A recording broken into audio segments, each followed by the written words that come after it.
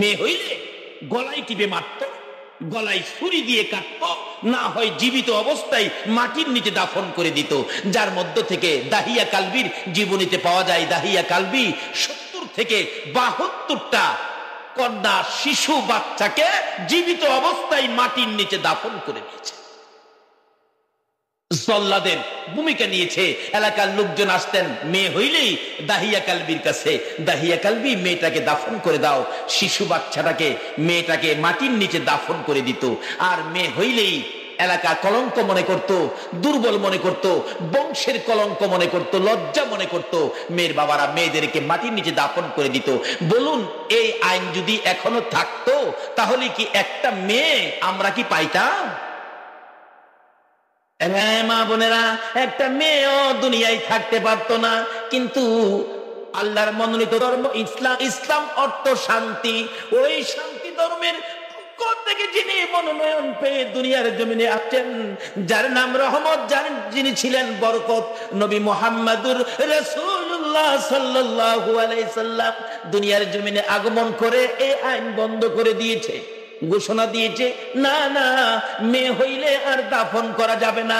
যার একটা মেয়ে হবে সে বেহেশতি হবে, যার 2টা মেয়ে হবে সে বেহেশতি হবে, যার 3টা মেয়ে হবে সেও বেহেশতি হবে। 3টা মেয়ের অধিক যার বেশি মেয়ে হয়ে যাবে। বেশি মেয়ের বাবা বলে, তোমরা মেয়ের বাবাকে ধাক্কা দিও না, গালি দিও না, এই গালি এই ধাক্কা আমি রাসূলের গায়ে এসে লাগবে। মেয়ের বাবা হইলে রাসূলের গায়ে, মেয়ের বাবা বেশি মেয়ের বাবা হইলে ধাক্কা দিবেন, এই ধাক্কা রাসূলের গায়ে যায় লাগবে। আচ্ছা, রাসূলের গায়ে ধাক্কা দিলে রাসূল খুশি হবে না বেজার হবে? অথচ রাসূল বলছে যার 3টা মেয়ে সে হবে আমি রাসূলের সাথে বেহেশতি। জোরে কোন সুবহানাল্লাহ। ও মা বোনেরা, তোমাদের উপর যেদিন বিপদ ছিল, এদিন ইসলাম নিয়ে, শান্তি নিয়ে, আল্লাহর পক্ষ থেকে শান্তির মনোনয়ন পেয়ে ওই রাহমাতাল লিল আলামিন তোমাদেরকে দুনিয়ার জমিনে বাঁচাইছে। আল্লাহু আকবার বলুন। দাহিয়া কালবি বলেন, আমি 72টা মেয়ে জীবিত কবর দিলাম। শেষ মেয়েটা ছিল আমি দাহিয়া কালবির নিজের আপন সন্তান। আমার বিবির পেটে যখন বাচ্চা ছিল, বিবির পেটে বাচ্চা, আমি ব্যবসার উদ্দেশ্যে বাহিরে চলে যাব। বিবিকে বলে গিয়েছে, বিবি তোর পেটে বাচ্চা, যদি ছেলে হয় তাহলে রাইখা দিস, আর যদি মেয়ে হয় শেষ করে দিস, জব কইরা দাফন করে দিস, মেয়ে কিন্তু রাখিস না। কিন্তু দাহিয়া কালবি তো চলে গেলেন, আল্লাহর কুদরত বোঝা যায় না। সন্তান হলো মেয়ে, কিন্তু মেয়েটা এত সুন্দর, সুন্দরের জন্য মা দরদি ওই মেয়ের নাম রাখলেন জামিলা। জামিলা শব্দের অর্থই হলো সুন্দর। এত সুন্দর দরদি মা, কারণ মাদের মায়া বেশি, দরদ বেশি। বাচ্চাটাকে আর মারতে পারলেন না, এত সুন্দর, একেবারে হুবহু বাবার চেহারা। দাহিয়া কালবি নিজেও খুব সুন্দর ছিলেন। কি সুন্দর দাহিয়া কালবির বাবার চেহারার মতো। মেয়েটা দেখে মা তাকে দাফন করলেন না, জীবিত অবস্থায় মারলেন না, দাফন করলেন না, গলায় ছুরিও দিলেন না, রেখে দিলেন।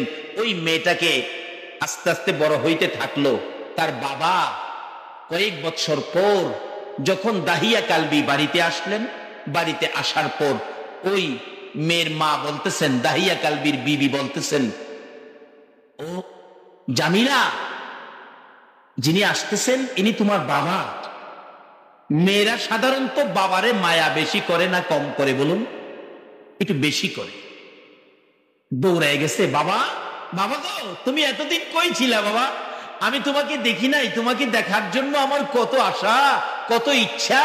বাবার গলায় ধরে 2 গালে চুমাইতেছে, বাবার মুখের ঘাম মুছে দিতেছে মেয়েটা। বাবা জিগায়, মেয়েটা কার? স্বামী, মেয়েটা তোমার। তুমি যে মারলি না, কেমনে মারবো?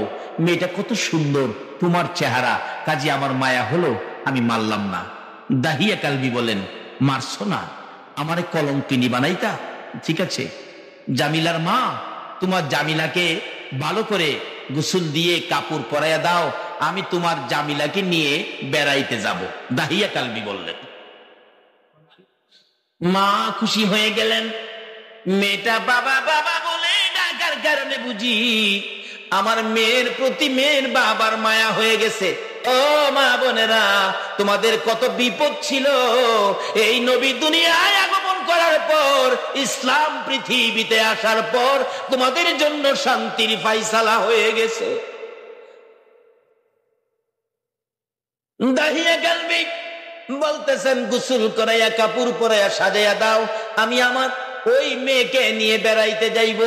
যাওয়ার আগে, রওনা হওয়ার আগে নিষ্ঠুর দাহিয়া কালবি একটা কোদাল, একটা টুকরি লইয়া ওই পাহাড়ের কিনারে যাইয়া রেখে আসলেন। মেয়ের মা গোসল দিতেছে, গোসল শেষে জামা কাপড় পরাইতেছে। মেয়েটা মার দিকে তাকাইয়া দুইটা চোখের পানি জর্জর করে ছাড়তেছে। মা ডাকে, মেরে এইভাবে আমার দিকে তাকিয়াছো, ব্যাপার বুঝি না, আমার দিকে তাকাইলে রে জামিলা কেন জানি আমার কলিজায় আগুন জ্বলতে থাকে। বলুন, সন্তানের উপর যদি কোনো বিপদ চেপে যায়, এই বিপদের খবর আগে জানে কে? মার মনে সাক্ষী দিতেছে, আমার জামিলার উপর নিশ্চয়ই কোনো বিপদ। জামা কাপড় গায়ে দিলে জামিলা চোখের পানি ছেড়ে ছেড়ে কান্দে। মার চোখে পানি দেখে মার দিকে তাকাইয়া চোখের পানি ছেড়ে ছেড়ে কান্দে। মা বলেন, জামিলা রে কেন এইভাবে কান্দো? জামিলা ডাকতেছে, মা গো, আমারে ভালো করে জামা পরাইয়া দাও, আমারে ভালো করে পোশাক পরাইয়া, আমারে ভালো করে সাজাইয়া দাও, বাবার সাথে যাব। মা, কেন জানি আমার মন বলে গো, আমি বুঝি আর কোনদিন মায়ের কাছে পারবো না। মা, আমার মন বলে তোমার সাথে আমার আর দেখা হবে না গো। মা, ভালো করে সাজাইয়া দাও, আমার জীবনের শেষ দেখা দেখা দাও। মেয়ের দেখা বুঝি আর জীবনে হবে না গো মা, এই জন্য আমিও তোমার শেষ দেখা দেখে যাচ্ছি। মা আদর করে দুই গালে চুমাইয়া টাইনা টাইনা কোলে লইয়া জামা কাপড় পরাইয়া বাবার সাথে দিয়ে দিলেন, যাও তোমার বাবার সাথে। যায় জামিলা, একটু যাইয়া পিছে মায়ের দিকে চায়, চোখের পানি ছেড়ে দেয়। মা, মা গো, বিদায় দাও গো, আর দেখা হবে। নিষ্ঠুর দাহিয়া কালবি যাইতে যাইতে ওই পাহাড়ের গুহায়, পাহাড়ের চিপায় নিরিবিলি জায়গায় ওই টুকরি দিয়ে কোদাল দিয়ে গর্ত করতেছে। মেয়েটা বারবার জিগাই, বাবা গো, এই গর্ত কেন করো? তুমি না আমাকে নিয়ে বেড়াইতে যাইবা? দাহিয়া কালবি বলেন, দাঁড়াও, যাব, আরো কিছুক্ষণ দেরি হবে। গর্ত করতেছে, করতে করতে বুক পরিমাণ গর্ত হয়ে গেলে দাহিয়া কালবি ডাকতেছে, ও জামিলা, দেখে যাও কত সুন্দর গর্ত করেছি। বাবার ডাকে সন্তান যাবে, ভয় কিসের? ওই দাহিয়া কালবি মেয়েকে ডাক দিলে জামিলা বাবার ডাকে দৌড়াইয়া কিনারে গেলে ধারে ধরে টান দিয়ে গর্তের ভিতরে ফালাইয়া বুকের উপর পাড়া দিয়ে বড় বড় পাথরগুলো চাপা দিতেছে। জামিলা নিচের থেকে ডাকতেছে, বাবা গো, ও বাবা, আমার মাইরো না, তোমার বাবা, তোমার পরিচয় আমি কারো কাছে দিব না। তোমার মেয়ে হইয়া পরিচয় দিলে তোমার যদি কলঙ্ক হয় গো বাবা, কথা দিলাম, যে দেশের মানুষ দাহিয়া কালবি চিনে না সেই দেশে আমি চলে যাব, তবু আমার মায়েরও না গো বাবা, আমি আমার মায়ের কাছে যাইতে চাই, আমার মায়েরও না। তোমার যদি আমার দেখতে কষ্ট হয়, আমার মায়ের কাছে পৌঁছাইয়া দাও। নিষ্ঠুর দাহিয়া কালবি কোনো কিছু মানলেন না, বুকের উপর পাড়া দিয়ে পাথরের কণাগুলো টেনে টেনে দিতেছেন। দিতে দিতে মাটির নিচে পড়ে গেছে। মাটি ফাঁক হইয়া একটা ডাক বেরিয়ে আইছে, বাবা গো, আমার মাইরো না। আরে মা বোনেরা, ইসলাম যদি এই দেশে না আসতো, এইভাবে তোমাদের কেউ বুকের উপর পাড়া দিয়ে পাথর দিয়ে পাথরের কণা দিয়ে দাফন করা হতো, আজকে সেই ইসলাম পাইয়া ইসলামের মধ্যে পুরাপুরি ভাবে ঢুকলা না, নবীর আদর্শে আদর্শিত হইলা না, উপায় থাকবে না, এই অবস্থায় কবরে যায়ও না। মেয়েটা কাঁদতেছে, বাবা গো, আমার মায়েরও না। অপরাধ তো কিছুই না, অপরাধ শুধু মেয়ে হইয়া কেন জন্ম নিল, কিন্তু এই মেয়ে হইয়া জন্ম নিলে মরতে হবে, এটা কোনো বিধান না, কোনো আইন না। আগেকার দিনের আইন ছিল, আগেকার ধর্মের মধ্যে এই সমস্ত জাই ঝামেলা ছিল। যেদিন ইসলাম পৃথিবীতে এসেছে, এই সমস্ত জাই ঝামেলা ইসলাম দূর করে দিয়েছে। সকলে বলুন আলহামদুলিল্লাহ। কিন্তু দাহিয়া কালবি বলেন, আমি 70 থেকে 72টা কন্যাকে জীবিত দাফন করলাম, কিন্তু আমার মনে ব্যথা হলো না। এই মেয়েটাকে দাফন করার পর বাবা বাবা বাবা বলে ডাকছে, কবরে বুকের উপর পাড়া দিয়ে দাফন করলাম। মাটি ফাইটা, বাবা গো আমারে মাইরো না, এই ডাকটা আমার কলিজা মানাইতে পারতেছি না। কানতে কানতে বাড়িতে গেছে। বিবি জিগাই, কান্দকে? আমার জামিলা কোথায়? দাহিয়া কালবি কান্দে, বিবি গো তোমার জামিলাকে দাফন করে দিয়েছি। মা কান্দে, এত নিষ্ঠুর কেমনে হইলে গো, আমার এত সুন্দর মেয়েটাকে কেমনে দাফন করে দিলা? দাহিয়া কালবি বলেন, আমি এতদিনে বুঝেছি কাজটা ভালো করি নাই। মেয়েটা আমারে বাবা বাবা কইয়া ডাকছে, শেষ ডাকটা শুনেছি গো বিবি, আমারে মাটির ভিতর থেকে ডাক মারছে, বাবা গো আমারে মাইরো না, যেখানে দাহিয়া কালবিরে চিনে না আমি সেই দেশে চলে যাব। বিবি গো, এই ডাকটা আমার কলিজার মধ্যে এখনো লাগতেছে, আমি সহ্য করতে পারি না। এই অপরাধ করলাম, এই অপরাধের ক্ষমার কি আমি পাবো? দৌড়াইয়া চলে গেলেন। শান্তির ধর্ম ইসলাম, ওই ইসলামের ধর্ম থেকে মনোনয়ন পেয়েছেন যিনি, ওই দয়ার নবী মায়ার নবীর দরবারে চলে গেছেন। আল্লাহু আকবার বলো। যেই নবী যেখানে শুয়েছে এই জায়গাটা জান্নাতের বাগান হয়েছে। বলুন, সোনার মদিনায় জান্নাতের বাগান আছে কিনা? আপনারা কি সেই নবীর জান্নাতের বাগানে যাইতে রাজি আছেন? তাহলে চলুন না দেখি, একটু ঘুরে আসি। নবীজির গোলামের, নবীজির আশিকের কোনো চিন্তা নাই, চলো নবীজির জান্নাতে মদিনাতে যাই। বলুন, চলো নবীজির জান্নাতে মদিনা। নবীজির গোলামের, নবীজির আশিকের কোনো চিন্তা নাই, চলো নবীজির জান্নাতে মদিনাতে যাই, চলো নবীজির জান্নাতে মদিনাতে যাই। বাবারে, এই নবী যে মদিনায় ঘুমাইছে, নবীজির রওজা পাকের এক মুষ্টি মাটির দাম আল্লাহর আরশের চাইতে বেশি। জোরে বলুন সুবহানাল্লাহ। আজকে সে নবীর কথার মর্যাদা নাই? দুনিয়ার মানুষ ইসলামের মধ্যে পুরোপুরি দাখিল হওয়ার জন্য আল্লাহর মনোনীত ধর্ম ইসলামের পক্ষে মনোনয়ন দিয়েছে নবী মুহাম্মদুর রাসূলুল্লাহকে। বলুন, আমরা এই নবীর পক্ষে যাওয়া দরকার আছে কিনা? যদি যাইতে পারেন অবস্থা কি হবে? সুন্দর ব্যাপার।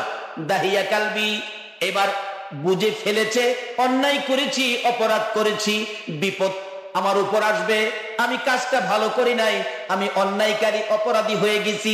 এই বিপদ থেকে বাঁচার জন্য ওই ইসলামের ছায়া তলে আশ্রয় নিলেন দাহিয়া কালবি। আমার আপনার নবীজির কাছে হাজির হয়ে কাঁদতেছে, ইয়া রাসূলুল্লাহ, জীবনে ভুল করেছি, অপরাধ করেছি, অন্যায় করেছি, এই ক্ষমা কি আমি পাবো? কি ভুল করেছো, কি অন্যায় করেছো নবী গো? আমি 70 থেকে 72টা মেয়ে সন্তান জীবিত কবর দিয়েছি, কিন্তু একটা মেয়ের জন্য মায়া হয়েছে, মেয়েটা বড় হয়ে গিয়েছিল। কবরে যখন মাটি দিয়ে চাপা দেয়, মাটির ভিতর থেকে ডাক আসছে, বাবা গো আমার মাইরো না। হুজুর, এই ডাকে আমার কলিজা কাঁপতেছে, এখনো আমার মায়া লাগতেছে। এই অপরাধের ক্ষমা কি আমি রাসূল, আমি কি পাবো? আল্লাহর রাসূল আমারে বলে দেন এই ক্ষমা আমি পাবো কিনা। আমার নবী বলেন, রে দাহিয়া কালবি, আমার পাশে আয়, আমার হাতের সাথে হাত লাগাইয়া একবার খালি পড়ো কালিমা লা ইলাহা ইল্লাল্লাহু মুহাম্মাদুর রাসূলুল্লাহ। তোমাকে অপরাধ আমার আল্লাহ ক্ষমা করে দিয়েছে, কিন্তু ইসলামে ঢোকার পরে এই অপরাধ আর তুমি করতে পারবে। আজকে মুসলমানদের আদর্শ দেখে, আচার আচরণ দেখে, স্বভাব চরিত্র দেখে লক্ষ লক্ষ মানুষ মুসলমান হয়ে গেলেন, কোটি কোটি মানুষ মুসলমান হয়ে গেলেন। আল্লাহর ওলিদের আদর্শ দেখে, আল্লাহর ওলিদের আচার আচরণ দেখে লক্ষ লক্ষ বিজাতিরা কালিমা পড়ে মুসলমান হয়ে গেলেন। আসুন, আমাদের ধর্ম ইসলাম, ইসলাম শব্দের অর্থ হলো শান্তি, কিন্তু আজকে সেই শান্তি আমাদের মধ্যে নাই। তার কারণ হলো এই ইসলামের পক্ষ থেকে, শান্তির পক্ষ থেকে যাকে মনোনয়ন দেওয়া হয়েছিল, এই নবী হলো রহমতের নবী, বরকতের নবী। এই নবীর আদর্শ আমাদের কাছে নাই, এই নবীর আদর্শ মেয়েদের কাছে নাই, এই নবীর আদর্শ আমাদের কাছে নাই। মহিলা ডাকতেছে, ঘোড়ার লাগাম ধরে হাঁটতে হাঁটতে আস্তে আস্তে আসতেছে।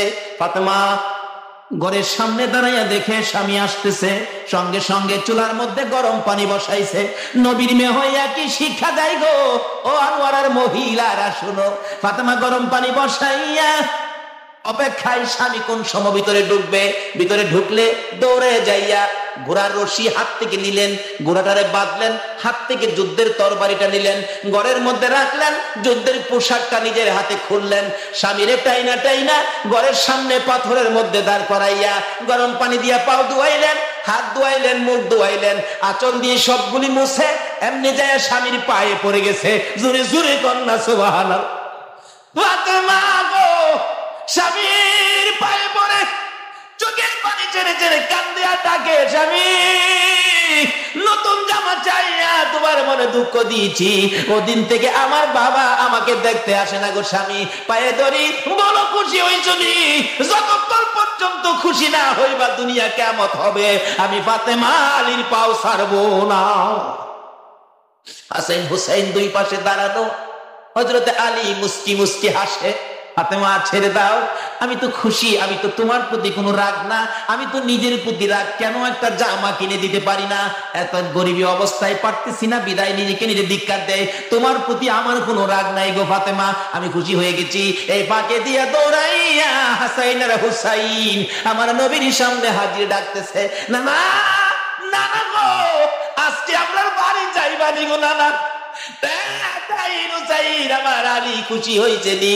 হাসান হোসেন দুই ভাই মিলে বুঝাইতেছেন, না না গো, আমার মা ফাতেমা বাবার পায়ে পড়ে গেছে, আমার বাবা মুস্কি মুস্কি হাসতেছে। এমনি সময় আমার নবী রওনা হয়ে যায়, ঘরের মধ্যে হাজির হয়ে গেলে ফাতেমা কান্দে, বাবা গো 3 দিন পর্যন্ত আইলা না, আমার খোঁজ খবর নিলা না। আমার নবী বলে, না রে ফাতেমা, নতুন জামা চাইয়া স্বামীর মনে দুঃখ দিয়েছ, এই দুঃখ লইয়া যদি যুদ্ধ ক্ষেত্রে আমার আলী মারা যাইতো রে ফাতেমা, তুমি ফাতেমা মারা গেলে আমি নবী তোমার জানাজায় শরীক হইতাম না। কি শিক্ষা দিলেন নবীজি নিজের মেয়েকে দিয়ে। আজকে তো মহিলারা একটু লেখাপড়া শিখলে স্বামীরে তো কি আড়াই করে না। মহিলা ডাকতেছে,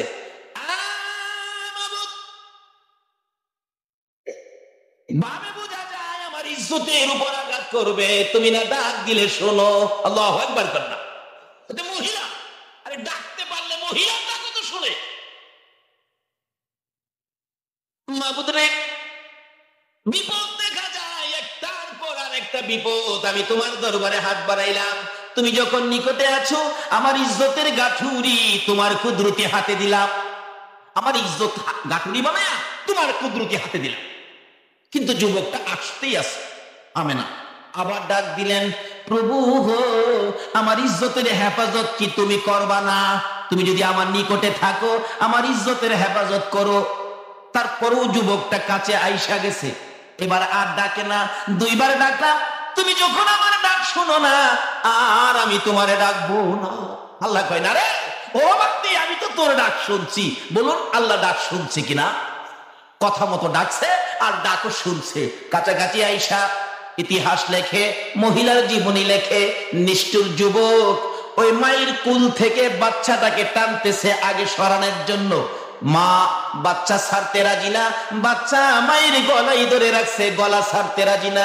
দুঃখিনী মা বাচ্চা বুকে নিয়ে রাখছে, নিষ্ঠুর যুবক বাচ্চাটার গলায় ধরে টাইনা মার কাছ থেকে সরাইয়া নিয়ে গেছে, মায়ের সামনে বাচ্চাটারে পানির মধ্যে ফেলে দিছে। ওই 1 বছরের বাচ্চা মায়ের দিকে তাকাইয়া মা মা কইয়া পানির নিচে চলে যাইতেছে। মহিলা 2টা হাত বাড়াইয়া কান্দে, মাবুদ রে তুমি যদি আমার নিকটে থাকো আমার কলেজার টুকরা সন্তানটারে হেফাজত কইরো। জানিস বাচ্চা পানির নিচে আল্লাহরে কই হেফাজত করতো, খুব কেমন ঘটনা।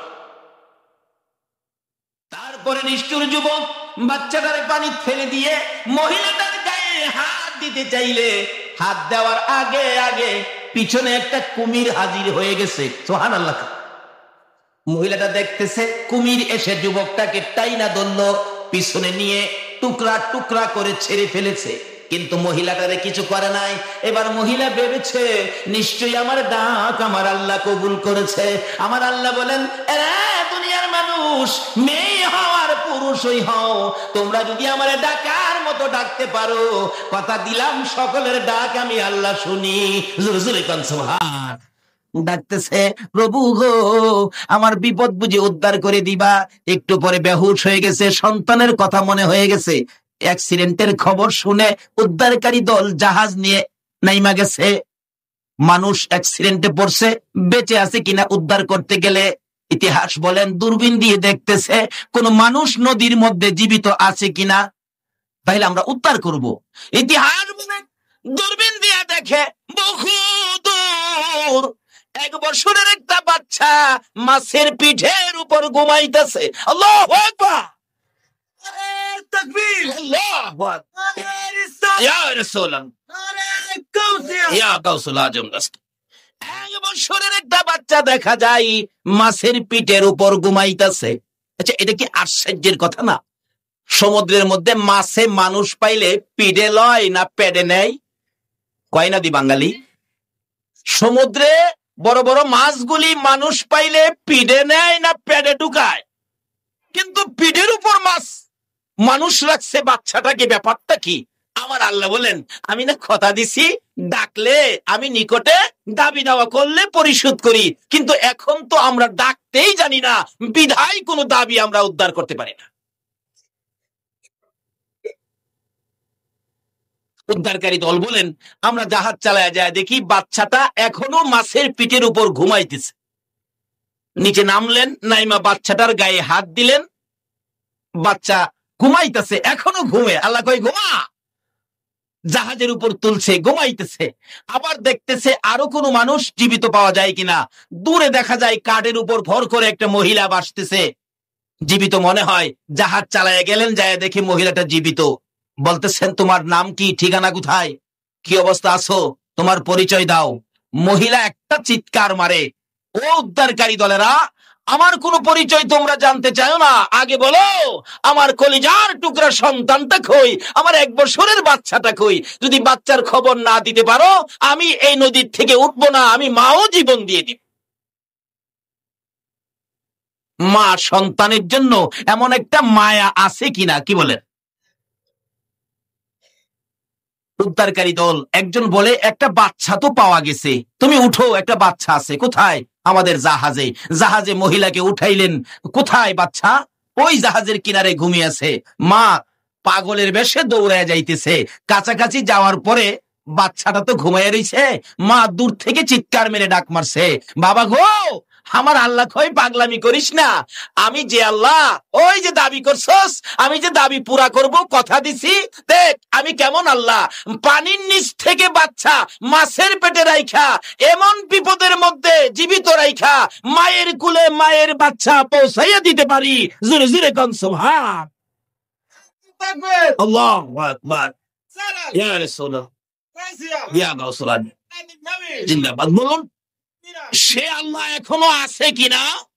কিন্তু এখন পুরুষের ডাক হই শুনে না, আর মহিলারা ডাক শুনবো। যদি এখনো ডাক দিতে পারে, মহিলাদের ডাক, কি বলেন, শুনবে কিনা? কিন্তু কোন মহিলার ডাক শুনবে? আসুন শিক্ষা দিবেন নবী। আল্লাহ রাব্বুল আলামিন নিজে বলেছেন, তোমরা কি করো, নবীর সাথে সম্পর্ক করো, নবীর কাছ থেকে শিক্ষা নাও। নবী হলেন আমাদের নমুনা। লাকাদ কানা লাকুম ফি রাসূলিল্লাহি উসওয়াতুন হাসানা। আল্লাহ বলেন, আমাকে পাওয়ার, আমার জান্নাতে যাওয়ার, আমার কাছ থেকে দাবি আদায় করার, আমাকে খুশি করার জন্য নমুনা হলো নবী মুহাম্মদুর রাসূলুল্লাহ সাল্লাল্লাহু আলাইহি ওয়াসাল্লাম। শিক্ষা দিয়েছেন আমার নবী। কিভাবে দেখেন, একদিন খাতুনে জান্নাত ফাতেমাতু জাহরা নিজের মেয়েকে দিয়েই শিক্ষা দিলেন। তবুকের যুদ্ধের ঘটনা খুললে পাওয়া যায়। তবুকের যুদ্ধে হযরত আলী রাদিয়াল্লাহু তাআলা আনহু যুদ্ধের ময়দানে যাবেন। এমন সময় খাতুনে জান্নাত ফাতেমাতু জাহরা বলতেছেন, স্বামী গো, ও স্বামী, তুমি যুদ্ধে যাইবা? আমি একটা দাবি করি তোমার কাছে। কি দাবি? আমার জন্য একটা নতুন কাপড় আনবা, কারণ তোমার কাছে বিয়ে হয়েছে যেদিন নতুন কাপড়ও তুমি দিতে পারো নাই। আমার মৃত মা খাদিজাতুল কুবরা রাদিয়াল্লাহু তাআলা আনহার কাপড় পরে আমি ফাতেমার বিয়ে হয়েছে। ও মা বোনেরা, যেই খাতুনে জান্নাত ফাতেমাতুজ জাহরা বেহেশতি মহিলাদের সর্দারিনী হবে, তার জীবনী খুলো, তা কি করেছে। আর এত রঙের রঙের কাপড় পায়া তোমরা কোন দিকে কি করতেছ? আসলে এই নবীকে চিনতে পারলে, নবীর আদর্শ, নবীর তরিকা বুঝতে পারলে সহজ হয়ে যাবে। আমি কিতাবাদি খুলে খুলে দেখছি, মহিলারাই নবীরে চিনছে আগে। সুবহানাল্লাহ। মহিলারাই নবীরে চিনছে আগে। ওই রকম মহিলা যারা ছিল তাদের পেট থেকে নেককার আলেম উলামা ওলি গাউস কুতুব জন্মগ্রহণ করেছে। যাই হোক, বলতেছিলাম, খাতুনে জান্নাত ফাতেমাতুজ জাহরা বললেন, স্বামী গো, আমাকে একটা নতুন কাপড় আনবেন আমার জন্য, কারণ বিয়ে হইছে মার পুরান কাপড় পরে, মৃত মায়ের কাপড় পরে। এই পর্যন্ত দুইটা সন্তানের মা হইলাম, হাসাইন আর হুসাইনের মা হইলাম, আমাকে একটা নতুন কাপড় দিলেন না। স্বামী গো, যুদ্ধ থেকে আসার সময় আমার জন্য একটা নতুন কাপড় আনবেন। আচ্ছা বলুন তো, স্বামীর কাছে স্ত্রী এভাবে কাপড় দাবি করার অধিকার আছে না? ফাতেমা ন্যায্য দাবি করছে, এরপরও হযরত আলী রাদিয়াল্লাহু তাআলার মনটা একটু বার হয়ে গেছে। কেন? যুদ্ধের ময়দানে যাইতেছি, ফাতেমা এই সময় দাবি করলো, বাসি না মরি যুদ্ধক্ষেত্রে, মনটা একটু ভার, রওনা হয়ে গেছে। পিছে পিছে হাসাইন আর হুসাইন যা কিছু হইতো নানার কাছে টপ করে বলে দিত। দৌড়ে যাইয়া আমার নবীর কানে কানে বলে দিলেন, নানা গো, আমার মা আমার বাবা যুদ্ধে যাওয়ার সময় একটা জামার দাবি করেছিল, আমার বাবার মনটা একটু বাড়ি হয়ে গেছে। এই খবর টুকুন পাইয়া আমার নবী ফাতেমার ঘরে আসে না। কি শিক্ষা দিয়ে গেলেন? কার ডাক শুনবে? কার ঘর থেকে ওলি হবে, গাউস কুতুব হবে? আজকে ওলির জীবনী আছে, ওলি নাই। আর আলেম ওলামা যদি হয়, রাজনীতি ফাজনীতি কইরা, দ্বন্দ্ব বন্ধ কইরা, বোমা টোমা মাইরা একেবারে মুসলমানের কলঙ্ক কইরা তেরা।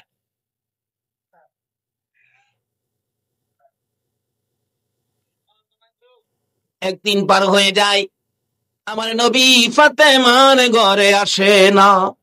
2 দিন পার হয়ে যায়, ফাতেমার ঘরে আসে না। 3 দিন পার হয়ে যাবে, সকাল থেকে ডাকতেছে, ফাতেমা চোখের পানি বন্ধ করতে পারে না। প্রত্যেক দিন সকাল সন্ধ্যা বাবা আমার ঘরে আসতো, আমার খোঁজ নিত, আজকে কেন বাবা আমার ঘরে আসে না? অথচ ফাতেমা বলেন, তোমার বাবা এত আদর করতো, আমি ফাতেমাকে মা মা বলে ডাকতো। কোথাও যদি যাইতো আমার বাবা, যাওয়ার সময় আমি ফাতেমার কাছ থেকে বিদায় নিয়ে যাইতো, আর ওই সফর শেষ করে এসে আমি ফাতেমার খোঁজ খবর আগে নিত। জোরে কোন সুবহান। কেন আগে নিবে না? আমার নবীর জীবনী, যেদিন মা খাদিজাতুল কুবরা রাদিয়াল্লাহু তাআলা আনহা দুনিয়া থেকে বিদায় হয়ে যাবেন, ওই দিন বিছানায় শুয়ে শুয়ে খাদিজা চোখের পানি ছেড়ে ছেড়ে কাঁদতেছে। আমার নবী দৌড়ে এসে খাদিজার মাথার পাশে বসে গেছে। রে খাদিজা, এমন করে তুমি কেঁদো না, তোমার কান্দা দেখলে আমার মন মানে না, সইতে পারি না রে খাদিজা। তুমি যদি কান্দো আমার কলিজা মানে না। মক্কা নগরীতে যেদিন আমার মা ছিল না গো, যেদিন আমার বাবা ছিল না গো, দাদা ছিল না, দাদি ছিল না, যেদিন মক্কা নগরীতে আমি নবী একা ছিলাম, আমি বিপদে ছিলাম, মানুষ আমাকে গালি দিত, আমাকে মারতে আসতো, আমাকে ধাক্কা দিত। ও খাদিজা, তুমি যে আমার বিপদ মুহূর্তে তোমার জীবন জৈবন সব আমার পায়ের উপর ঢেলে দিয়েছিলা, আমার বিপদে তুমি আমার প্রেমের মালা গলায় পড়েছিলে গো খাদিজা। আজকে তুমি এইভাবে কান্দো, কানতে হবে না, বলো তোমার কি দুঃখ? খাদিজা কান্দে, আল্লাহর বন্ধু গো, আমার মন বলে আমি বাঁচবো না। আমি কান্দি এই জন্য, আমার জন্য নয়, আমি যে আপনি নবীর দুঃখগুলো বুক ভরে শুনতাম, আপনার ব্যথাগুলি বুকের মধ্যে জমা করে রাখতাম, আপনার চোখের পানি আমি খাদিজা আঁচল দিয়ে মুছে দিতাম। আমি কান্দি এই জন্য, আমি খাদিজা যদি না থাকি গো আল্লাহর বন্ধু, আপনার মনের দুঃখগুলো কার কাছে বলবেন? জোরে জোরে কন্যা সুবহান। কি শিক্ষা দিয়ে গেছেন? স্বামীর মনের দুঃখগুলো স্ত্রীর কাছে গেলেই তো থাকে না, সব মুছে দেয়। কিভাবে মুছেন, কি আদর্শ, কি তরিকা ছিল। আর অহন তো স্বামী যত কষ্ট করে আইয়ে, স্ত্রী তো ঘুমাতেই উঠতে চায় না। রাতে দরজা ধাক্কায়, হ্যাঁ ফালুর মা, ফালুর মা গলা ভেঙে গেছে, ফালুর মা উঠে না। দরজায় ধাক্কাইতে ধাক্কাইতে কয় কি হয়েছে? কয় আধা ঘন্টা চিল্লাইলাম, কোনে কও কি হয়েছে? কয় ঘুমাইছি। দরজাটা খুইলা দাও। দরজা খুইলা আবার লেফের ভিতরে শুইছে। কয় আমারে ভাত দিতা না, লইয়া খাইলে হয়। আসা না এরকম মহিলা? এই জন্য নামাজ কবুল হবে না, এই জন্য আমার আল্লাহ ডাক শুনবে না। সন্তানাদি নেককার হবে না, ভালো মানুষ হবে না, নামাজি হবে না, আল্লাহর ওলি হবে না, যদি আপনাদের মধ্যে সম্পর্ক নবীর তরিকা মতো না হয়। বলতেছিলাম মা খাদিজাতুল কুবরা রাদিয়াল্লাহু তাআলা আনহা চোখের পানি ছেড়ে ছেড়ে কান্দে, আল্লাহর হাবিব গো, আপনার সকল ব্যথা আমি বুকের মধ্যে রাখতাম, আপনার চোখের পানি আঁচল দিয়ে মুছতাম। কেউ যখন আপনার ছিল না, মক্কা নগরীতে যখন মা হারা বাবা হারা ছিলেন, আমি খাদিজা ওই বিপদ মুহূর্তে জীবন জৈবন সব আপনার কদমে ঢেলে দিয়ে আপনার প্রেমের মালা গলায় পড়েছিলাম গো আল্লাহর বন্ধু। আমি কান্দি, আমার মন বলে আমি আর বাঁচবো না। হুজুর, আমি যদি মরে যাই গো, আপনার এই দুঃখগুলি কে শুনবে? আপনার বিপদে কে আপনার পাশে দাঁড়াবে? মা খাতুনে জান্নাত ফাতেমাতু জাহরা দৌড়াইয়া, ছোট ছিলেন তখন, মায়ের পাশে গিয়ে বসে গেছেন, চোখের পানি মুছতেছেন। মা গো, ও মা খাদিজাতুল কুবরা, এভাবে তুমি কাঁদবা না। যাও, কথা দিলাম, তুমি যদি না থাকো আমি আমার বাবার পাশে থাকবো, আমি মা হই আমার বাবারে আদর করব। সুবহানাল্লাহ। এখনো দেখেন মেয়েরা বাবারে আদর বেশি করে কিনা? কত মেয়েরা বাবারে আদর বেশি করে। বাবা কথা দিলাম, আমি ফাতেমা তোমার সুখে দুঃখে পাশে থাকবো। এই জন্য আমার নবীও ফাতেমাকে মা মা বলে ডাকতেন। ফাতেমা কত কষ্ট করেছেন ফাতেমার জীবনীতে পাওয়া যায়। ফাতেমা নামাজের মধ্যে ছিলেন, এমন সময় ডাকতেছে দরজা খোলার জন্য। দরজা খুলে দিলে ফাতেমা বসে বসে নামাজ পড়তেছিল। আমার নবী বলেন, ফাতেমারে বসে বসে নামাজ পড়লি কেন? বসে তো নামাজ পড়লে ভালো না, দাঁড়াইয়া পড়তে হয়। ফাতেমা বলেন, বাবা গো, আমিও জানি দাঁড়াইয়া নামাজ পড়তে হয়, বসে পড়ার কারণটা কি আপনি তো শুনলেন না। কি কারণ মা, আমি জানতে চাই। আমার নবীর কলিজার টুকরা নয়নের মনি ফাতেমা বলেন, বাবা গো, আজকে 3টা দিন পার হয়ে গেছে গো বাবা, আমি ফাতেমার চুলায় আগুন জ্বলে না। বাবা, না খাইয়া থাকতে থাকতে আমি ফাতেমা দাঁড়াইতে পারি না বাবা গো, তারপরেও নামাজ ছাড়ি না, দাঁড়াইতে পারি না, বসে বসে হইলেও আমি নামাজ আদায় করি। জোরে জোরে কন্যা সুবহানাল্লাহ। ফাতেমার মতো মহিলা যদি দাঁড়াইতে পারে না, না খাইয়া থাকতে থাকতে বসে বসে নামাজ আদায় করে, বলুন আনোয়ারার মহিলারা এ নামাজ আদায় করতে হবে কিনা? শুধু এটাই শেষ নয়, আমার নবী একদিন ডাকতেছে, ফাতেমা দরজা খোলো। জি আব্বা। দরজা খোলো, খোলে না। ফাতেমা, জি আব্বা। দরজা খোলো, খোলে না। 3বার বলতেছেন দরজা খোলো, 3বারের মাথায় জবাব দেন ফাতেমা, বাবা গো, দরজাটা আমি কেমনে খুলবো গো বাবা? আমি এমন একটা কাপড় পরিধান করে রাখছি, কাপড়টা যদি মাথার দিক ডাকতে চাই পায়ের দিক খালি হয়ে যায়, পায়ের দিক ডাকতে গেলে মাথার দিক খালি হয়ে যায়। আমার নবী রুমাল মুবারক দরজার ফাঁকি দিয়ে ভিতরে দিলে, রুমালটা দিয়ে মাথার দিক ডাইকা দরজা খুলে দিলেন। আমার নবী বলেন, ফাতেমা রে, এই জগৎ কষ্টের জগৎ, কষ্ট করো। ও ফাতেমা, এই কষ্টের জন্য মনে দুঃখ নিও না। আমার রাসূল বলেন, তুমি কি এই দুনিয়ার শান্তি চাও না আখিরাতের শান্তি চাও? নবীর মেয়ে খাতুনে জান্নাত ফাতেমাতু জাহরা বলেন, বাবা গো, আমি এই দুনিয়ার শান্তি চাই না, আমি আখিরাতের শান্তি চাই। আমার নবী বলেন, ওয়ালাল আখিরাতু খায়রুল লাকা মিনাল উলা। জোরে জোরে কোন সুবহান। আমার শরীফে ঘোষণা দিয়েছেন, রব্বানা আতিনা ফিদ দুনিয়া হাসানাতাও ওয়া ফিল আখিরাতি হাসানাতাও। তোমরা দুনিয়ার ভালাই ধরো, আখিরাতের ভালাই ধরো, কিন্তু দুনিয়া এবং আখিরাতের ভালাই যদি ধরতে চাও থাকতে হবে আমার নবীর কথায়। বলুন কার কথায়? বলতেছিলাম খাতুনে জান্নাত ফাতেমাতুজ জাহরা বললেন, আমার জন্য একটা নতুন জামা, নতুন কাপড় কিন্তু আনবা। ফাতেমা এই কথা বললে হযরতে আলী বলেন, যুদ্ধে যাইতেছি এমন টাইমে জামা চাইলো, অথচ স্ত্রী হিসাবে স্বামীর কাছে চাওয়া রাইট, অধিকার আছে, দিতেও হবে। কিন্তু মুহূর্তটা ছিল যুদ্ধ, তবুকের যুদ্ধে যাবে আলী। হাসান হুসেন দুইজন গিয়ে খবর দিছে, নানা গো মাঝে জামা চাইছে আব্বার কাছে, আব্বা তো দেখলাম একটু মনটা ভারী হয়ে গেল, নবীজি আর ফাতেমার ঘরে আসে না।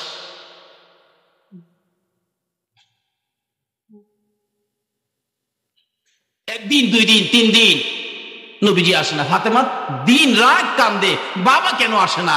দুই ছেলেকে পাঠাইছে, যাও তোমার নানারে নিয়ে আসো। নবীজি খবর দেয়, ফাতেমা নতুন জামা চায়া স্বামীর মনে কষ্ট দিচ্ছে। অনেক মহিলারা স্বামীর মনে কষ্ট দেয়নি। আল্লাহু আকবার। রাখলাম এখানে।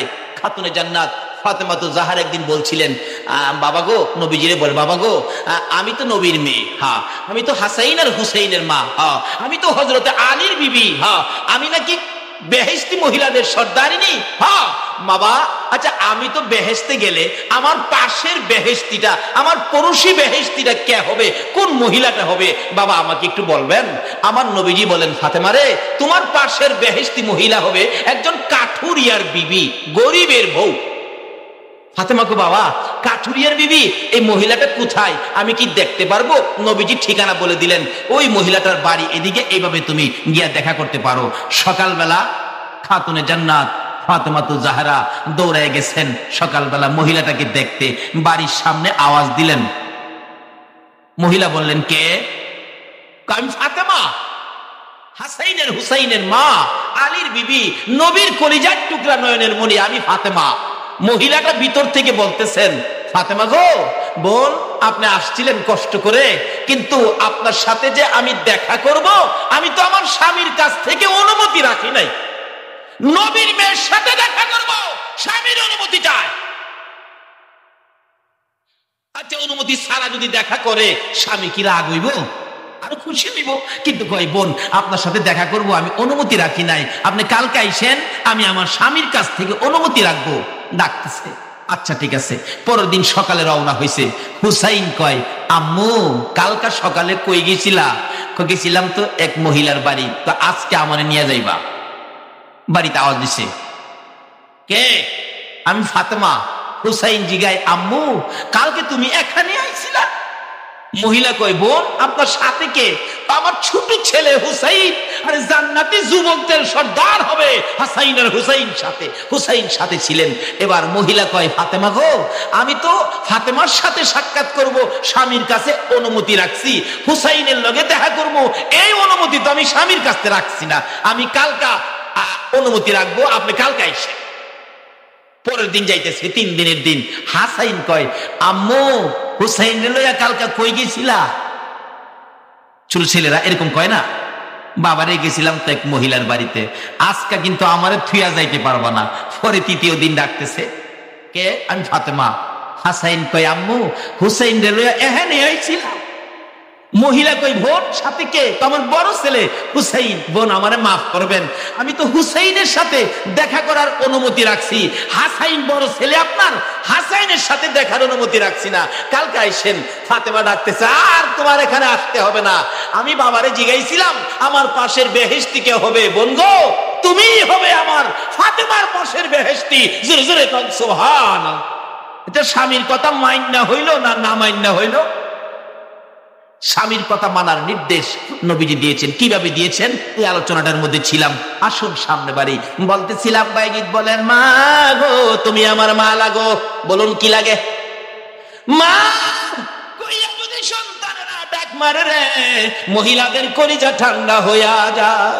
ও বাবারা ভাইরা, মার যদি কেউ কষ্ট দিয়া থাকো, মাকে কষ্ট যদি দিয়ে থাকো, মার মন খুশি করার জন্য লক্ষ টাকার দরকার নাই, কোটি টাকার দরকার নাই, এয়ার কন্ডিশনের বাড়ির দরকার নাই, মায়ের জন্য 2 কেজি মিষ্টির দরকার নাই, 5 কেজি আপেলের দরকার নাই। খালি হাতে যাইয়া 5 বছর পর্যন্ত মারে কষ্ট দিছ, মার সামনে যাইয়া খালি একটা ডাক মারো মা কইয়া, মার মন খুশি হইয়া যায়। জোরে জোরে কান সুবহান। বাস্তব আসুন, আমার এলাকার ঘটনা বলছি। একটা ছেলে জুট মেলে চাকরি করতো, জুট মেলে চাকরি করে, কিন্তু বিয়ে করাইছে বাড়ির পাশে। বিয়ে করার পরে খালি পরামর্শ দেয়, রোজগার করে চাকরি করে পয়সা বাপ মারে খাওয়াইবা, তোমার ভবিষ্যৎ আছে না, ওই যে মুরসাইট আছে চাবি। পোলাই কয় হ ঠিক একটু কইছ, আর বাপ মারে খাওয়াবো না। গরিব ছোট গরিব মানুষ ছিলেন।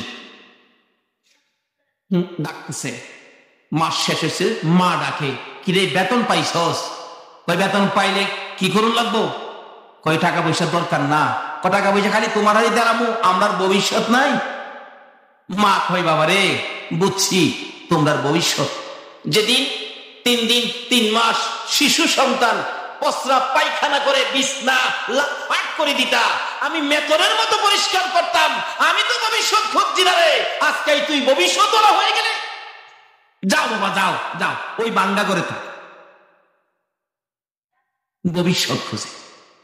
মাশাআল্লাহ, 1 মাস 2 মাস 6 মাস পর্যন্ত চাকরি, কিছু পয়সা থাকে, কিছু পয়সা রাখে, কিছু পয়সা খরচ করে, এবার কিছু জমি জমা রেখা 20-25 মণ দানের মালিক হইল। মানুষ মাত্র 2 জন, দানের মালিক হয়ে গেছে 25 মণ।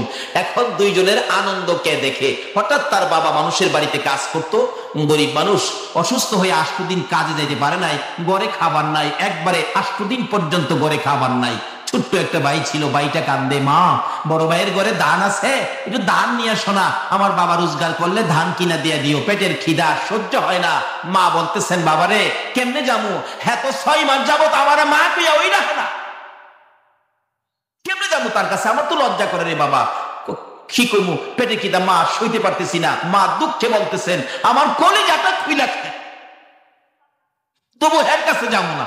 কি করবো, ছোট ছেলের কান নাই, গেছে বেহায়ার মতো যায় বলতেছে, বাবা তোর ঘরে এত দান, আমারে 1 মণ ধান দিয়া দে, তোর বাবা রোজগার করলে দিয়া দিব। তোর ছোট্ট ভাইটা 8 দিন যাবত পেটের খিদা, দেখ চেহারাটা চাওয়া যায় না।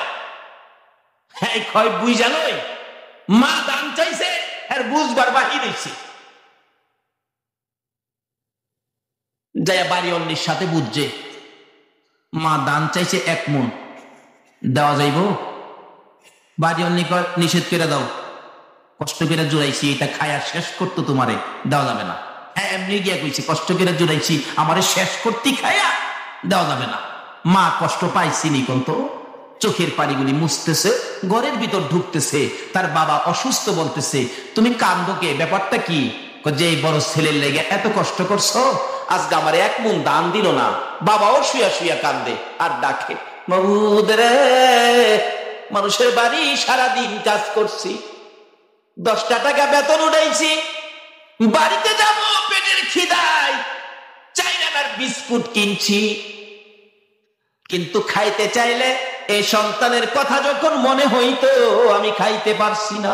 বাড়িতে যাইয়া ঘুমিয়ে গেছে, ঘুম থেকে উঠাইয়া এই বিস্কুট করে যদি আমি বাবা সন্তানের না খাওয়াইতে পারছি, সারাটা রাত আমার ঘুম হইছে না। এই সন্তান আমাকে 1 মণ দান দিল না, বাবাও কান্দে। আমার আল্লাহ কয়, কান্দিস না, তোদের 2 জনের কান্দা তোর সন্তানের জন্য গজব বানাইছি। বলুন, মা বাবারে কষ্ট দিয়ে চোখের পানি বাহির করলে এই গজব যদি সন্তানের উপরে যায়, এই গজব থেকে বাঁচাইবার মতো কোন মন্ত্র, কোন শক্তি, কোন ব্যক্তি পৃথিবীর জমিনে আছে? গজবটা কি হয়েছিল? আজ থেকে প্রায় 30 বছর আগের কথা বলছি, আমি তখন ছোট, 30-32 বছর আগের কথা। তাই এখন খুশখুশি করে খালি কাশে। বিবি কয়, তুমি খালি কাশো কে? ও বুঝি না তো, ও ডাক্তার দেখাও। ডাক্তারের কাছে যাওয়ার পরেই ডাক্তার কয়, আপনি আমার কাছে আইসেন না, আপনার কাশে কয় আপনার যক্কা হয়েছে। তখনকার সময় যার হইতো যক্কা, তার নাই রক্ষা। এখন তো চিকিৎসা বাইরেছে, তখন চিকিৎসা ছিল না। যার হয়তো যক্কা তার নাই রক্ষা। আরো কি মা বাবার চোখের পানিয়ে যক্কা। বাবা গো, মারে কান্দাইও না। ও বাবারা ভাইয়েরা, মা বাবারে কষ্ট দিও না, সব বরবাদ হয়ে যাবে। বলতেছিলাম, এবার ডাকতেছে ডাক্তার সাহেব, চিকিৎসা কি করবেন? চিকিৎসা তো নাই, বাড়িতে যান গা, আপনার যক্কা। বাড়িতে যায় খালি চোখ মুছে বিবি জিগাই কান্দকে, ও কান্দি যে বিবি, বিবি গো কান্দি যে। ডাক্তার কইছে আমার। কি কইছে তোমাকে? কইছে। আরে কি কইছে? কহ কইছে। আরে কি কইছে? কহ কইছে। আসল বার কয় না, অবশেষে কয় আমার বলে যক্কা। বিবি কই তোমার যক্কা, তোমার সাথে থাকলে আমারও নাই রক্কা। কাজী যক্কা রোগীর সাথে থাকলে আমারও যক্কা হইব। কাপড় টাপড় লইয়া পিছে দা বাইরিয়া যাবে। স্বামী ডাহে, বিবি তোমার জন্য বাবা সাল্লাম, মা সাল্লাম, ভাই সাল্লাম। বিবি গো, আমারে ফালাইয়া তুমি কেমনে যাইতেছো?